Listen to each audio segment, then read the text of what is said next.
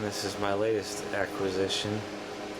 It's a 1979, October 1979 Sears television, 19-inch. It's a rebadged Sanyo. It says made in US or assembled in USA from parts from Japan. These TVs are special to me in that when I was growing up, a lot of our family or people, homes I was into had one of these TVs or variations of throughout the years. They kept the same similar styling. One thing I always liked about these older Sears Sanyos has a metal cabinet, wood grain, but it's a metal cabinet.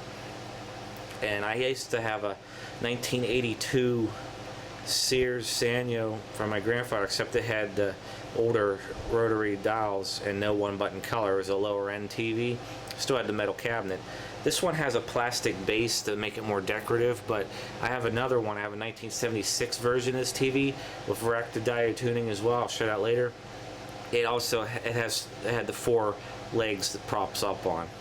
Not legs, but they're only about, they're not that big. But anyhow, this TV was awesome. It was on the side of the road, being in the trash, sitting on top of these chairs, so it wasn't in any harm. But the amazing part was, other than being a little dusty, it's mint. I had one blemish, and I glued it back on already. This little crack, or this cracked off and fell off. Other than that, it's mint. It has the antenna. This can actually be taken off. It's a it's only the VHF antenna, as you can see. My grandfather, since he had cable TV, he didn't put the antenna on, so I didn't have this, but this little slot was there. Twin lead. I already put a balun on it. But yeah, it's a metal set for reactor diode tuning. Anyhow, it's pretty well made. This is metal. There's not a scratch on it anywhere, just dusty. The other thing was, let me open this panel here. It had not one but 2 of these in here. These slip on over here to change the tuning band. Usually most of those are missing in action. The 1976 one I got also has one of them. And of course there's Sears's is 1-button color, vertical hold, contrast, brightness, color, and tint. 1-button color on these ones works a little different than, say, Zenith's color button. It just limits the range of the controls. And also there's a little, there it is, a little button that sticks out when you close the door, and a slider on the door to defeat automatic frequency control. There's your channel set instructions. See, we had a 1982 or 83 console set with this exact same setup. Has a headphone jack on the side. These buttons bring back so many memories here. It's missing the nameplate, but that's really all that's wrong with it. And I will turn the set around in a second. And here's the back. The back of it's pretty much identical to my grandfather's 1982 Sears. I can't remember how much different this is from my 1976 version. Because it's funny, when I got the 76, it looked like it was newer than that, and I saw it said July 76. I'm like, what? Even the power cord was old on it, like had a smaller plug. Model number 564. 564 is Sanyo.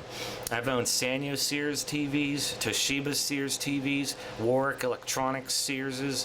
Those are actually USA made, fully an OEM supplier. There's the info, and even this is the same. It has, this one's different. It has just the blue and green drive, so the red's fixed. Grayscale's pretty good on it. It looks like it typically does, and this thing, the focus is razor sharp. The brightness is very good, so I'm gonna take the air compressor to it. Yeah, they probably bought one of those modern rectangle TVs that only last them 1 to 5 years and be in the trash already. I'm sorry, I mean, the resolution aside, these older TVs get much better picture. Yeah, I have a modern set upstairs, and while I do enjoy it, I still love my older sets. I got a black rectangle monitor here I need to repair. It's only few years old and it's broke already versus 32 and works perfectly. Here's the inside of a 1979 Sears. Even though it's a Sanyo, I like how they put the Sears store brand on the picture tube. It is a MV19VJXP22. Made in USA. I don't know. So the picture tube's actually made in the US. The chassis is made in Japan. Okay. Anyhow, it's not a bonded yoke, obviously, because it has the convergence rings, purity rings, and so forth. But that's it. I haven't done anything yet. That's next. My goal is not to restore this just yet, as in take the whole thing apart and go thorough. I'm going to do a quick cleanup on it. My grandfather's 82 Sears version had the focus control mounted up here. I remember that because that was the only thing I had to do to his, because his was way out of focus when I got it. There's that right there, that little jumper with the red wire next to the blue one. You pull that off to get the horizontal line to do grayscale adjustment. Okay, that is weird. The one button color button, it's actuated through a cable. So if I press one button color, it mechanically moves the switch down on the circuit board, as you can see right there.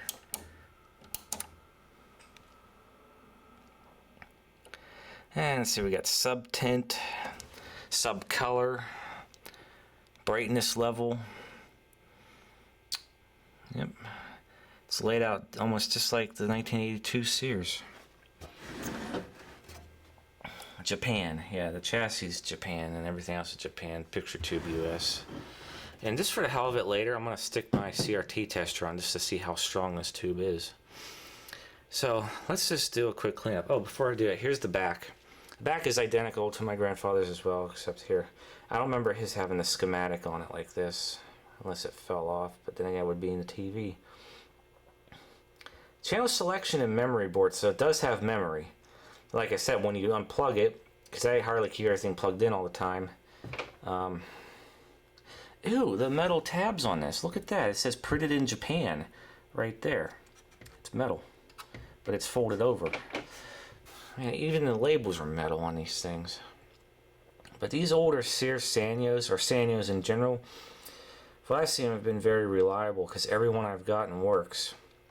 The only exception would be that 1981 console. It works, but it has a problem of bad solder joints on the board. But the TV was put together here, so I don't know.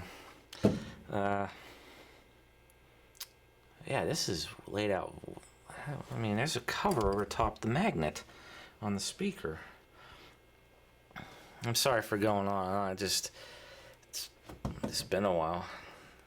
I haven't done any work on the 52 and don't expect a video for a while. I'm trying to get other things in my life under control first before I tackle such a big project. Okay, let's get this cleaned up. Well, with just paintbrush and air compressor and vacuum to suck up the dust cloud when it happens, this is what came out of it. Much cleaner, and this is just a quick cleanup. Even that, I didn't put a rag or anything on that, I just did a quick one on that. Yeah, as you can see, it's all metal all the way around. The circuit board supported by that. It's on a sled, like a sled. You pull these little tabs out and you can slide it, and it locks in with this hole right here. All the integrated circuits are easily changeable. I do have a chip puller, so makes it easy to pull all those out, but they're all good, no need to do that. It's just I always like these TVs. I don't know why, just having a metal cabinet just amazes me for some reason. And I mean, I know Zenith had steel cabinets. I'd like to own some of those someday. Imagine hot vacuum tubes with a steel cabinet. I don't know why. I'd love that. Okay, let me just do a few things. I'm gonna get the CRT tester out. Alright, we got the CR7000 hooked up. Even though it's an MV 19VJX P22, the book says that's a non-standard number. You got to omit the MV, so it's just a 19VJX P22. I had to use the universal adapter to make this happen. Video 2, 132 volt bias voltage, negative. So it's all ready to go. And the first thing you do, you go on filament volts. Turn power on. Get the filament volts up to 6.3.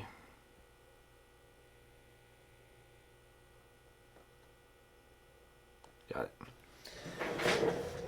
I have heaters. Oh yeah.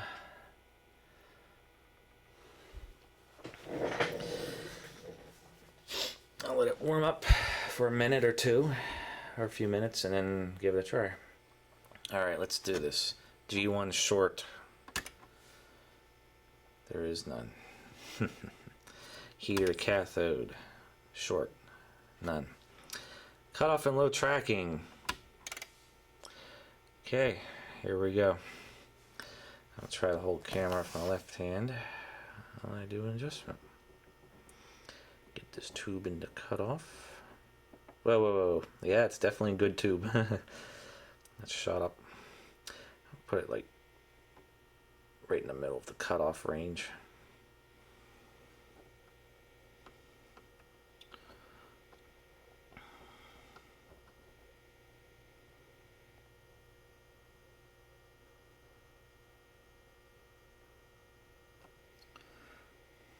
It's close.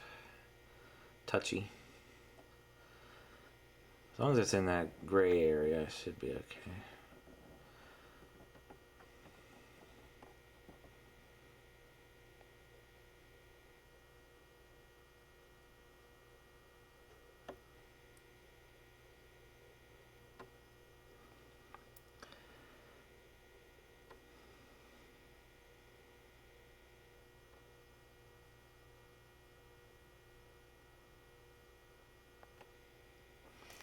Alright, got it in cutoff.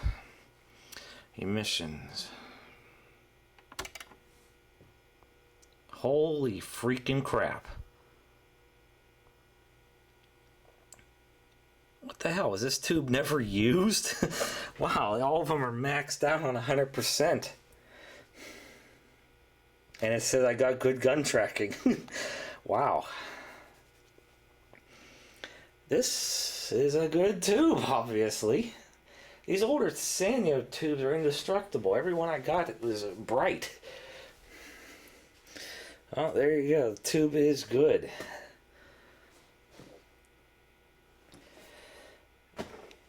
Here's another function. You press for emission life. It does a reduced heater voltage. So, what's this?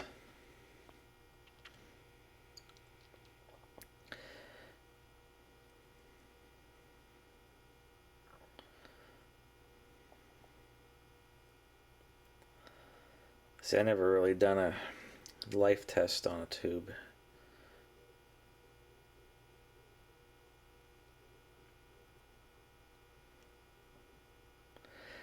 So if it dropped down like this, it has had, obviously had some use. So it's like, I know tubes of like absolutely no use would stay nearly 100% with reduced voltage. This isn't really a problem. It's just, they're all still in the green. That's kind of settling in right there. It's still, so even at reduced voltage, it's good. It's a good tube. Let me see how the heaters are glowing.